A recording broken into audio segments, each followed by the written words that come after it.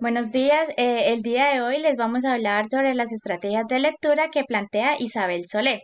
Mi grupo está conformado por Mayra Alejandra Basto Ramírez, Charon Dayana Martínez Pinzón, Charot Viviana Manrique Meneses y quien les habla, Natalia Gisela Medina Gutiérrez. Somos del grado 1302B. Bueno, dentro de estas estrategias de lectura, el día de hoy vamos a hablar de las estrategias para comprender que son antes de la lectura, las estrategias que se realizan antes de hacer previamente la lectura. Bueno, para empezar, el maestro debe de brindar estas estrategias para que el niño así empiece a tener buena comprensión lectora. Y asimismo, dentro de estas estrategias, brindan cinco componentes que hay que tener en cuenta que son muy fundamentales, que se van a ir mencionando a lo largo de toda la explicación. Bueno, en un primer momento tenemos unas ideas generales de a qué se refiere y qué es importante tener en cuenta en este antes de la lectura. Para ello tenemos que tener claro que leer tiene que ser una actividad voluntaria y placentera. ¿Qué quiere decir esto? Que el niño se tome autónomamente, él sea autónoma y adquiera la lectura como un placer o de manera voluntaria, que no sea un aspecto obligado, ya que no va a ser nada significativo para él. Asimismo, se tiene en cuenta un aspecto muy importante, que la lectura en las escuelas debe brindar dos estrategias. Una, que es la que trabaja esa lectura, y la otra que es que se lee simplemente por leer. Entonces, estas dos formas tiene que trabajar la escuela para que así pues el niño se sienta ameno y se sienta a gusto con lo que está realizando. Cuando se trabaja la lectura es cuando se hace actividades dentro del aula, actividades de esa lectura, preguntas, bueno, una serie de actividades distintas las cuales el niño le va a gustar, las va a comprender la lectura y va a ser significativo. Pero asimismo, si esto también se hace, ponerlos a leer simplemente por leer un texto que les guste a ellos y eso, también esto va a ser significativo para ellos. Entonces, las dos formas es recomendable que las instituciones las trabajen. Bueno, asimismo, la actividad de lectura no es una actividad competitiva. Bueno, la lectura no es una actividad competitiva. ¿Por qué? Pues porque si es competitiva se vuelve muy, muy ardua y los niños simplemente no van a leer porque sientan placer o por gusto, sino porque tienen que ganar algo o porque les tiene que ir bien en la escuela o porque quieren sacar la mejor nota, pero no lo hacen para sí mismos. Por ello se vuelven malos lectores y más adelante, en tiempos futuros, simplemente van a huir y van a evitar esa lectura. Por ello, si no se hace de una manera competitiva, pues van a sentir placer y pues con ello van a aprender mucho más. Hay unas formas que se realiza esa lectura. Aquí podemos presentarlas. Tenemos la lectura oral, individual, colectiva, silenciosa y compartida. Estas son unas formas que se brindan para realizar previamente, para realizar después, bueno, en esa lectura, que eso se habla en otro capítulo. Bueno, en este sí, hay que tener en cuenta esas diferentes estrategias, pues para que el maestro le brinde al niño diferentes formas para que él pueda adquirir esta lectura, bueno, en este momento del antes. Así también la actividad de lectura va a ser significativa para los niños si se tiene en cuenta una finalidad y un propósito. Esto es muy importante. Que se le plantea a los niños una finalidad o un propósito para que ellos sepan el por qué está leyendo, o sea, qué quieren lograr con eso, si quieren aprender más, si quieren conocer más, si quieren disfrutarla simplemente porque les gusta o etcétera, para hacer algún trabajo, ¿sí? Eso ya depende de las dos formas que hablé anteriormente. Asimismo, para poder transmitir la enseñanza de la lectura, para poder transmitir la lectura, asimismo se tiene que tener en cuenta que quien transmite esa lectura le debe de gustar, ¿sí? El maestro debe demostrar que le gusta esa lectura, que le gusta leer y hacer ese tipo de actividades, pues para que los niños vean que esto es importante.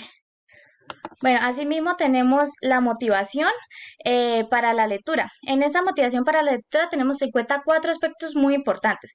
En el primer aspecto En el primer aspecto, el interés está ligado al proceso de lectura. ¿Qué quiere decir esto? Que los niños deben interesarse por esa lectura que van a leer.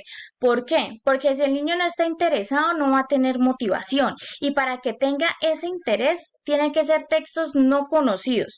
Ese texto no debe ser conocido y debe ser relacionado al contexto. Es decir, sí, el texto no va a ser conocido, pero la temática ellos sí la van a conocer porque la van a ver en su contexto. Entonces hay que tener en cuenta ese interés en la lectura. En la segunda tenemos en cuenta las relaciones afectivas.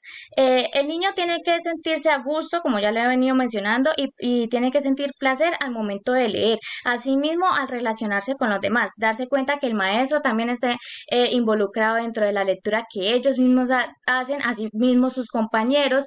Asimismo, tiene que tener interés y tiene que tener buena relación con el libro porque, eh, como por decirlo, tiene que gustarle el libro para que hagan como una buena relación entre el texto y como tal, pues el niño.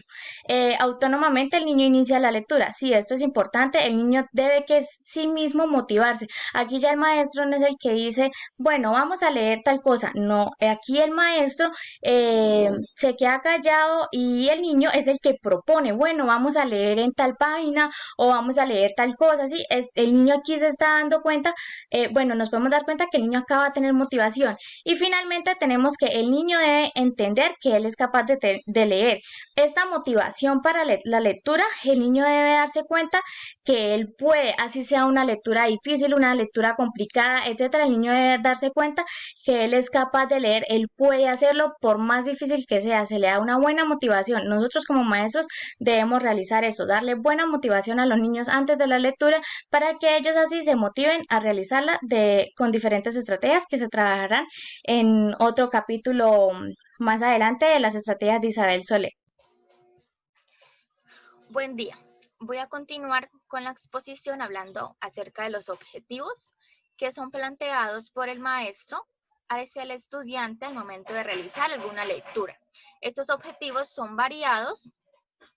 A continuación les voy a presentar el primero. Dice, leer para obtener una información precisa. Consiste en localizar algún dato en algún texto que nosotros estemos leyendo. Un ejemplo de esto es cuando buscamos un número de teléfono en un directorio o cuando buscamos en un periódico alguna noticia o alguna información que necesitemos conocer. Es decir, son estos textos que utilizamos para obtener informaciones precisas y claras que nosotros necesitemos en ese momento. En esto hacemos una lectura selectiva, ya que nosotros somos los que buscamos la información de tal manera que nos sirva y nos satisface las necesidades que nosotros tengamos en ese momento. El segundo objetivo es leer para seguir las instrucciones. En este la lectura se convierte en un medio para que nos permite saber hacer o realizar alguna cosa concreta que necesitemos. Por un ejemplo de esto es leer una receta para poder eh, realizar algún alimento. También leer las reglas de un aparato para luego utilizarlo o leer las reglas de un juego para en un determinado tiempo poder jugarlo. Aquí no solamente es leer por leer, sino la idea es comprender lo que estamos leyendo para luego ponerlo en práctica.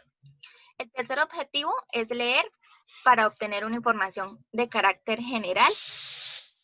Aquí entonces lo que se hace en este es que nosotros leemos para saber de qué nos habla el texto, para tener idea qué nos quiere transmitir el texto que estamos leyendo. De aquí nosotros sacamos las ideas generales del texto, leemos lo que nos llame la atención y más que todo estas lecturas se hacen según los intereses de la persona, es decir, según lo que él quiera saber y él quiera leer.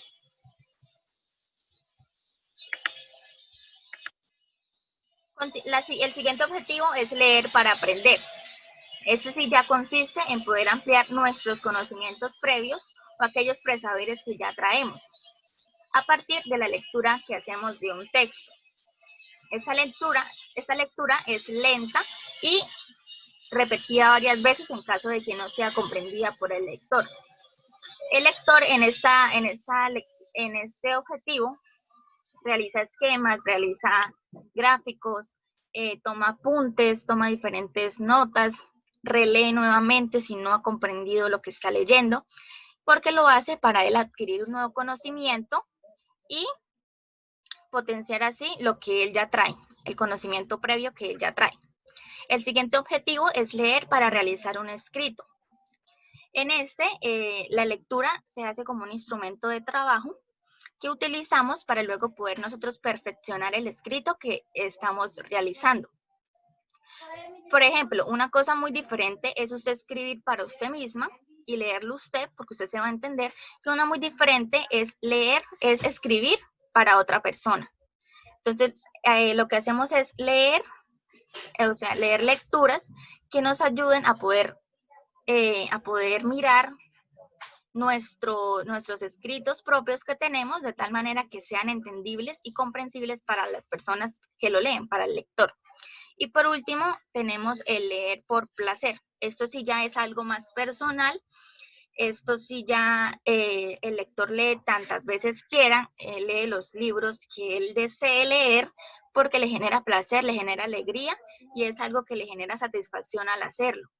En estos textos son valorados, criticados por el lector, porque satisfacen las necesidades que ellos tienen y les gusta leer de cierta manera. Leer por placer es comparado con una lectura de la literatura, ya que son libros súper emocionantes que les gustan a las personas leerlos y los motivan para hacerlo. Continuando con los objetivos, también tenemos en el séptimo el leer para comunicar un texto a un auditorio.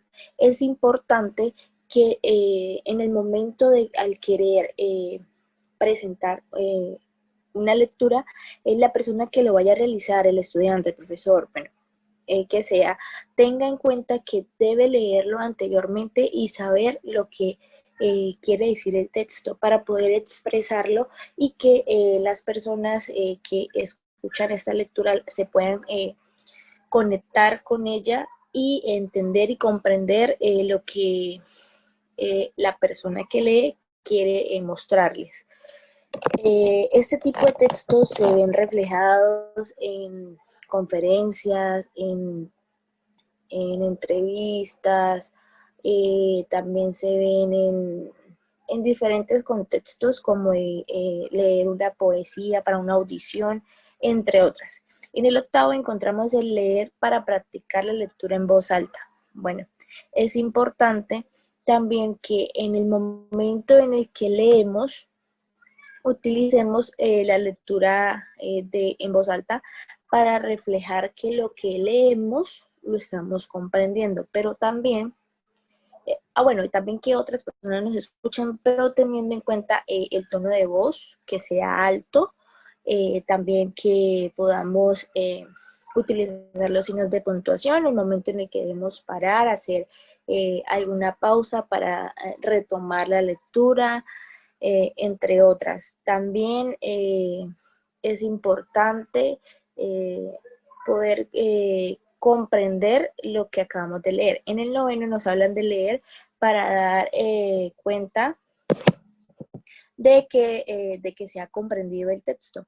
Entonces, de esta manera podemos evaluar a los niños después de la lectura que se haya realizado para saber y tener como ese soporte de que ellos comprendieron lo que leyeron. Entonces, la manera más comprensible, la manera más fácil es evaluar a los niños mediante preguntas como de qué se trató el texto, quiénes eran los personajes, qué les gustó, cómo les hubiera gustado que hubiera sido el final. Realizar preguntas en base al texto de manera que ellos puedan resolverlas y evidenciar que han comprendido lo que hemos leído.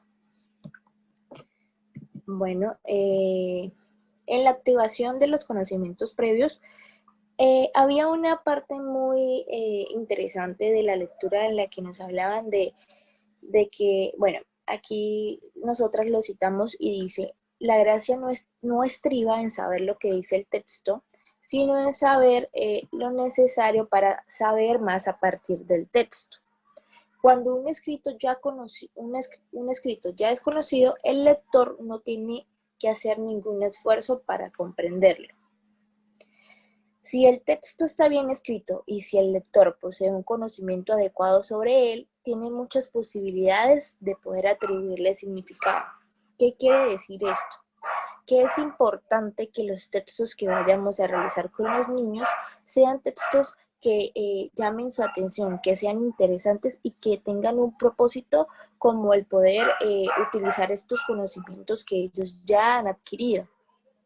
No tendría ningún sentido mostrarles a los niños algo ya visto y esto provocaría un desinterés y no cumpliríamos nuestros objetivos, como es el de elaborar nuevos conocimientos para que ellos puedan seguir utilizando la lectura de manera que puedan aprender. Entonces, bueno, esto de la activación de los conocimientos previos nos hablan también de tres objetivos o propósitos a los que se quiere llegar en el momento de querer activar los conocimientos previos de los niños.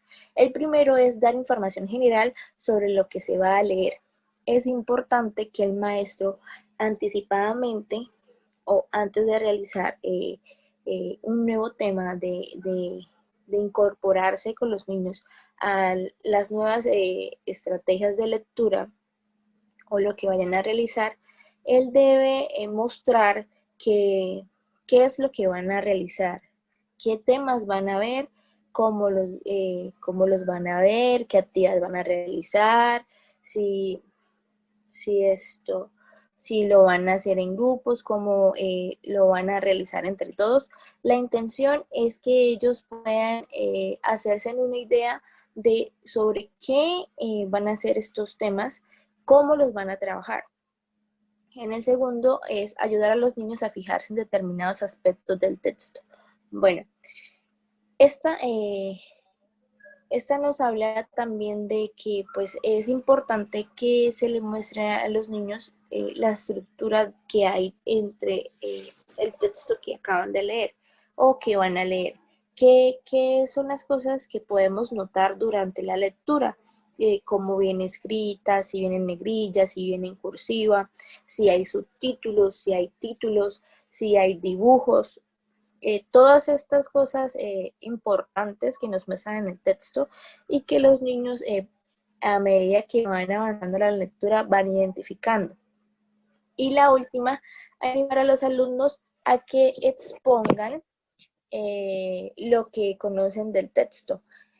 Bueno, en esta tercera parte se puede evidenciar que los temas que se van a realizar o que se han realizado, hay que darles como esa apertura a los acontecimientos o situaciones que los niños han vivenciado o que han podido escuchar, conocer, entre otras, acerca de las experiencias que hayan tenido con respecto a estos temas. Predicciones sobre el test. Bueno, para establecer estas predicciones nos basamos en los mismos aspectos del texto, como los títulos, las ilustraciones, los encabezamientos. Es decir, las predicciones es lo que el lector realiza una hipótesis sobre lo que va a suceder en el texto. Esto se hace por medio de preguntas como que de qué se va a tratar el cuento o el texto, de cuáles son los personajes principales, en dónde se va a realizar el cuento y así. Bueno, arriesgarse a formular predicciones abiertamente. El lector se arriesga y empieza a imaginarse todo lo que va a suceder en el cuento. Entonces se abre una cantidad de hipótesis. Dar un objetivo claro y convertir en significativo la actividad. Aprender que sus aportes son necesarios para la lectura de un texto.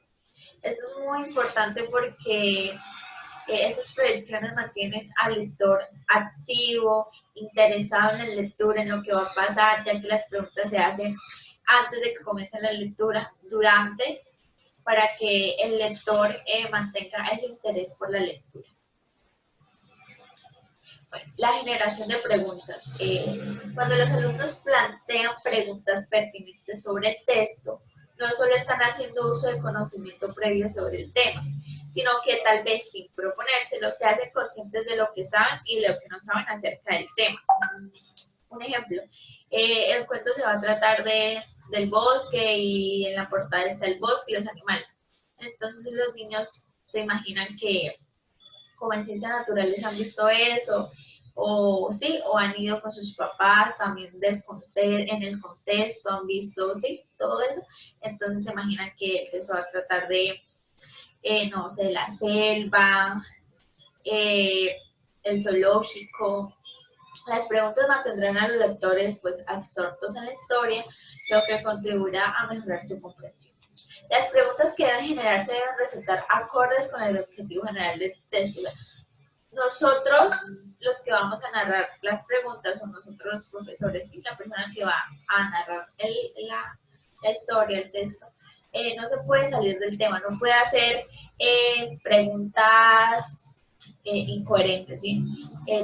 Para esto, la persona tiene que haberse leído primero el texto, haberlo comprendido, para así poder leerle a los estudiantes y poderle hacerle preguntas para que los estudiantes se mantengan interesados en el texto. Bueno, las preguntas pertinentes, bueno, como dije, son aquellas que conducen a establecer el tema del texto.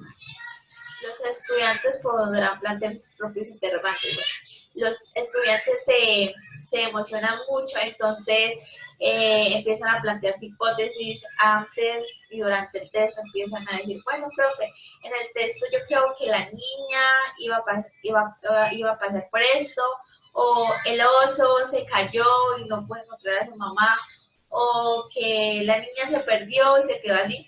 Es más, cuando se acaba el texto, los estudiantes dicen, ay, yo pensé que iba a pasar esto, ay, pero yo nunca me esperé ese final, o otro estudiante, ay, yo sí me lo esperaba, pero que la mamá se había encontrado al niño, y así. Entonces, esto mantiene a los estudiantes muy atentos e interesados en el texto.